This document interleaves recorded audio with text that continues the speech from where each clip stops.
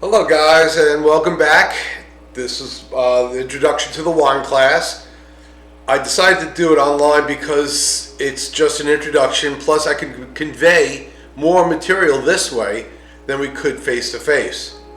It's very important in that aspect. The face-to-face classes, obviously we're going to, when we have tasting, we're going to meet.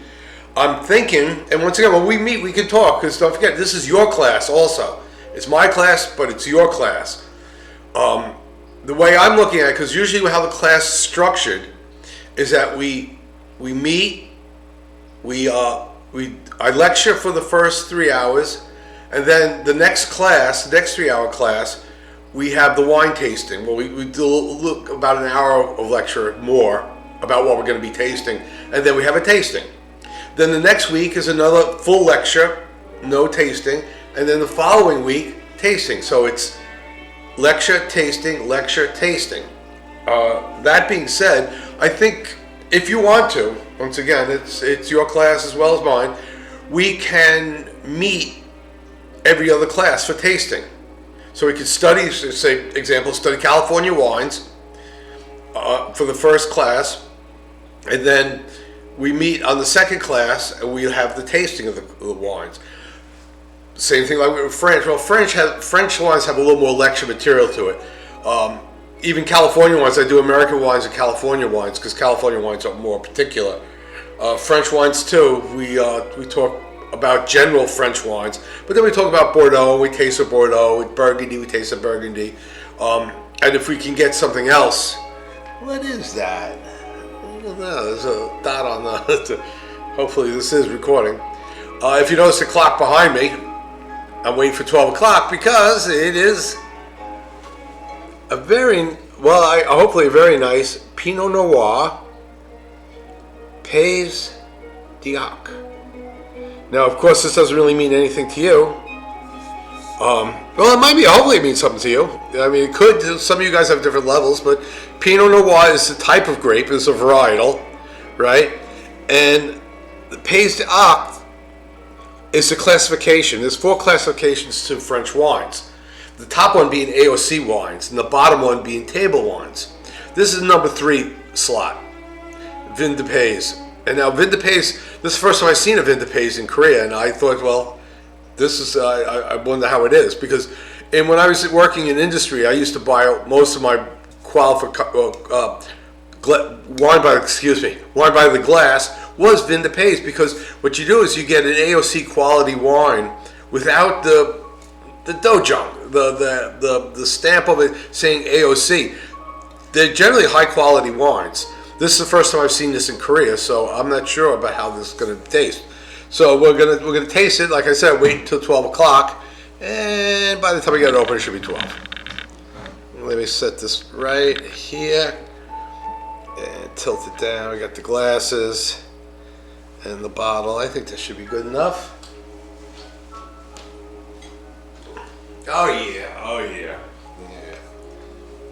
This should be interesting. Like I said, this is the first time I've seen it. Now, the rest of the material that follows the introduction here is about wine labels and how to read them. It's a general overview, just so you guys get familiar with it. But once again, when we get into class itself, I mean, it says wine sommelier. It's really not a sommelier class. I don't want to disappoint you, but realistically, there's like 75 registered sommeliers in the world, and I'm not one of them. But I have been drinking wine most of my life, and as an adult, that's basically all I do drink. But I do enjoy beers too. Korea has a lot of excellent beers right now, so I'm very happy about that. So I'm qualified to teach this course, but don't expect to walk away and be a sommelier. This is more of a wine appreciation course. And for most students, if you're cooking students, we're going to talk a lot about wine pairing, what this wine would be good with. Without even opening this bottle, the Pinot Noir noir means black in French.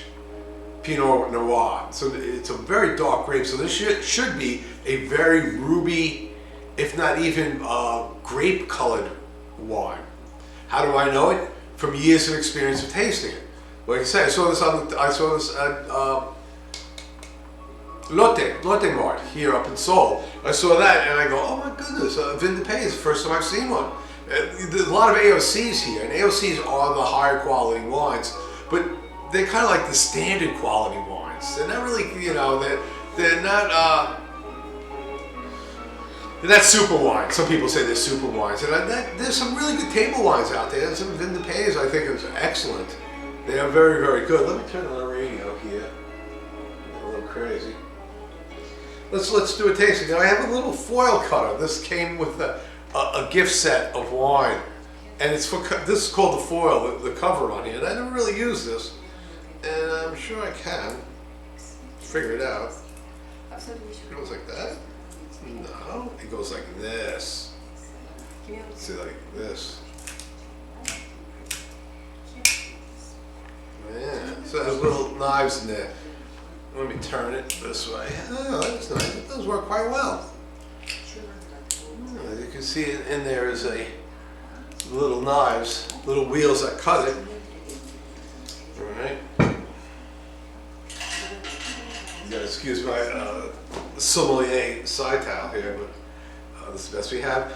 After you cut it, you wipe off dust, anything else that looks good.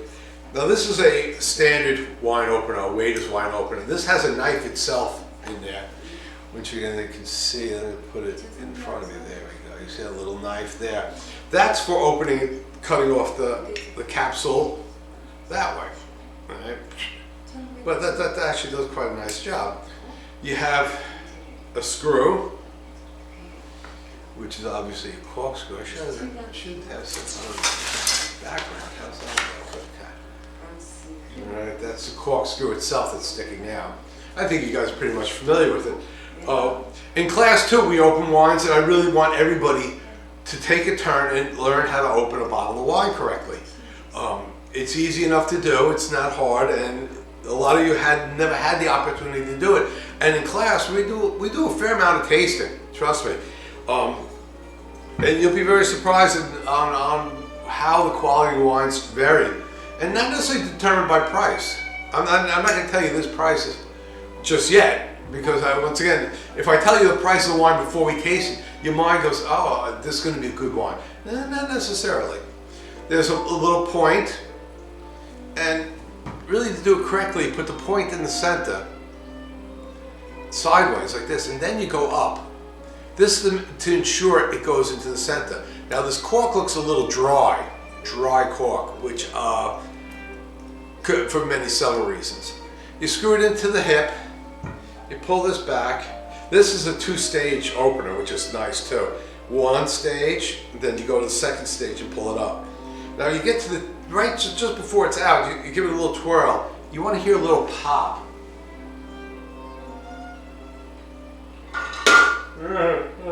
Say that quiet. Should be able to hear a little pop. That's important, believe it or not. If you're in a restaurant and people are eating and they're sitting around the tables and they hear that little pop, they're gonna go, oh, good idea. Let's have some wine with dinner. And once again, that's a very important thing. So a good waiter is very nice, a very smooth operator. I'm not the easiest opening one. When you take off the cork, you only hold it by the tip. Some say, oh, you can't tell by the cork. Well, sure you can. It gives you the first scent of it. It gives you the first smell of it. And I think I'm going to be pleased. I think I'm going to be happy. So really good. 5 more minutes. Why not?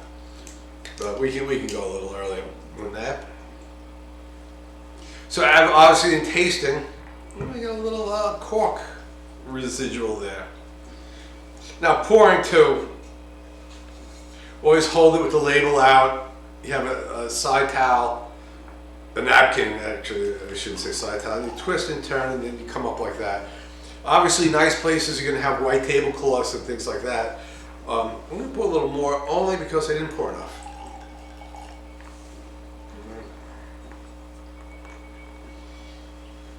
Exactly what I said with color. Let me come a little closer.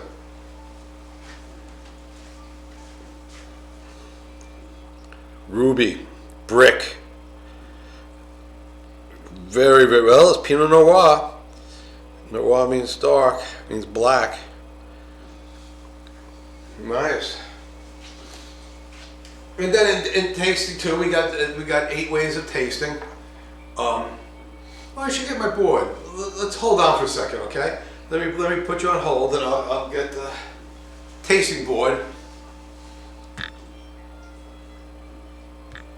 But then back. That was pretty quick. Friends of ours, we have a little wine tasting club, and so when we get together, we talk about wines, we taste wines, we usually cook some food. Most of them are in the industry anyway. Most of them are chefs and or would-be chefs. And here is the 7 S's. Right? First, to see what color is it? Is it clear? Is it cloudy? Is it light or dark? This is clear, but it's dark, right? Swirl, once again, gives you a better color of it, a better coloration of it. Number 3, you sniff. That's called the nose. Nose. You can see what kind of nose it has. And it's a very full, inside. It's a very full nose. It's a big nose. They call it a very large nose, a big nose. I smell a little ocean, a little sea smell, which is a good positive thing. It's a positive. And obviously there's cherry and oak in this. Pinot Noir is usually a full body anyway. Number 4 is sip.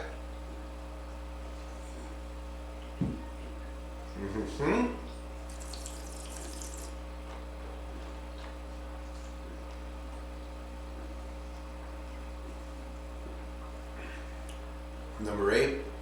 Number 7, swallow.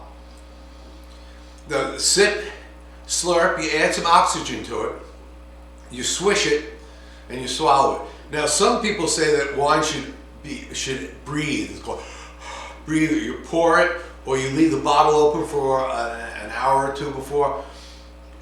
Once again, there's a lot of right ways and wrong ways, but there's a lot of right ways.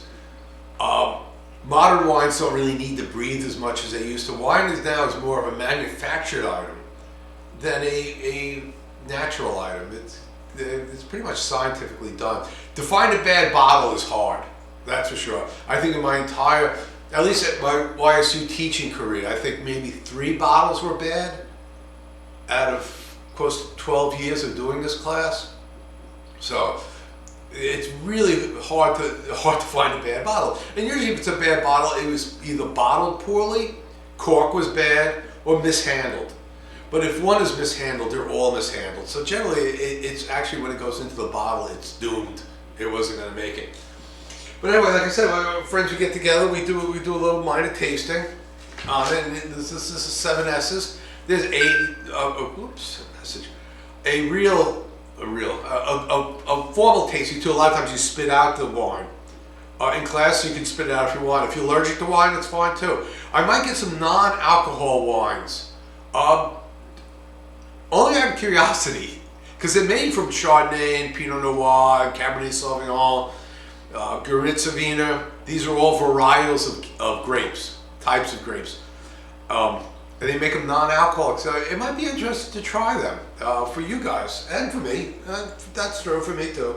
It's a new field now. So that being said, it is 12 o'clock. That's what that beep was.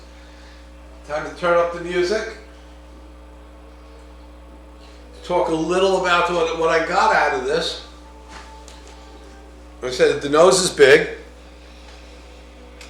Smell ocean, seaside, not fish. It's not a fish smell because that wouldn't be really positive, would it? Breezy, fresh. It has a fresh, actually for Pinot Noir, it has a very fresh smell and taste. When I first swallowed, when I put it in my mouth, the tannins, red wines have tannins, this drying part. For beginners, it's not the best part of wine. That's for sure. For people the first tasting wines, this is not what they consider the best. But what I do find it delightful. This is light tannins.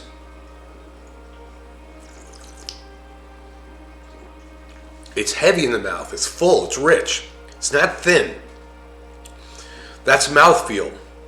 So it gets an A plus in mouthfeel.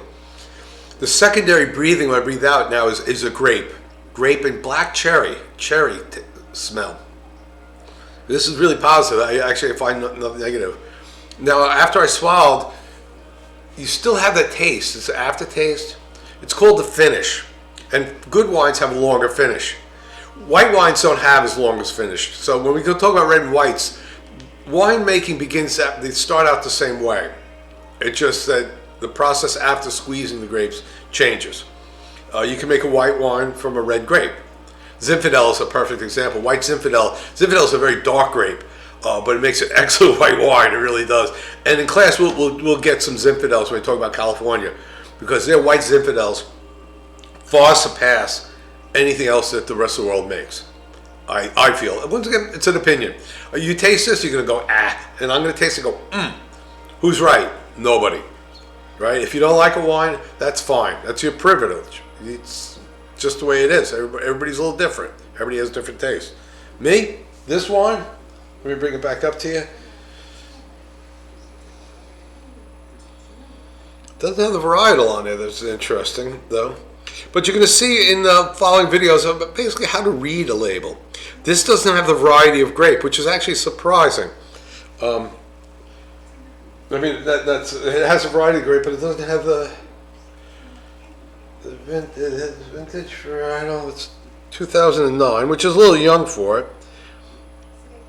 You know, it has all the information we need. It's relatively high in alcohol. 13%, which is, 12 is more average. Look at it that way. 1% doesn't really make much of a difference. Wine rarely gets above 14, but some varietals do. Okay.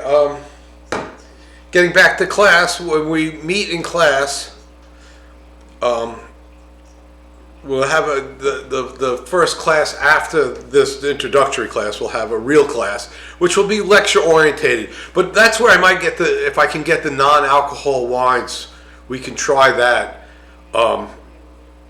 just as a primer. I'll get some grapes. We'll do some tasting. We'll talk about taste, because taste is very difficult.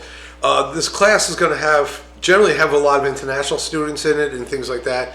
And if you, whoops. A phone call. I'll have to get that. But we have international students. So like the first time I tasted Denjang Jjigae, I was like, what is that? Now I eat Cheonggukjeong as breakfast. We all have different tastes, and some things you're going to like and some things you're not going to like. And that's another thing I do with wines, is that I get some wines I know you're going to like, because I've been teaching this class for a while, but I'm going to purposely get you some wines that you're not going to like, because the idea is to not force you to taste things, but honestly, Denjang, somebody had to force me. I eat that stuff, you know what I mean? But after I tasted it, and acquired a taste. And that's what the tanning's all about. Delightful. Believe it or not, 7,000 won. I was like, what? It was one of those bargain things. It's a vin de pays. It's not an AOC wine. It's not considered to be a better wine. But to get an AOC label, you pay. So this producer decided not to pay that, get his money quick and fast that way. It's a little young. It's 2009. It could last maybe 2 more years in the bottle.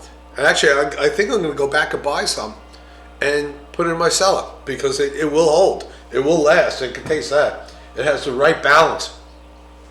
It gives a lot of ipmul. It really gets a lot of saliva going, which is really, really nice.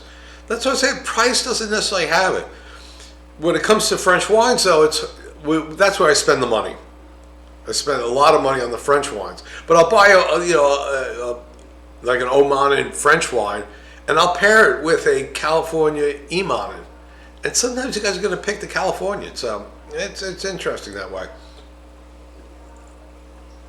French wines are very heady too. They're very strong, and if you have what you call Asian blush, you turn red. French wines really, really do. Okay. If there's any questions, most of you guys know I'm on Cackle Talk. You just ask me any questions like that.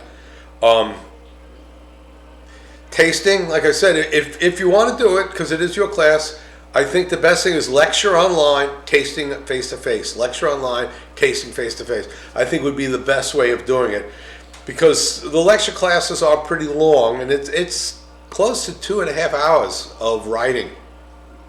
There's a lot of writing in this class. I'm sorry to say that, but there's no other way around it. You know, we do a lot of tasting, that's for sure, because without tasting, it would be not a complete class. We taste a lot. But if we don't study what it is, it becomes a drinking class. And it's not a drinking class, it's a wine class, and we're going to study about that. Okay? Once again, if you have any questions, please feel free to get in touch with me. Okay? Bye-bye.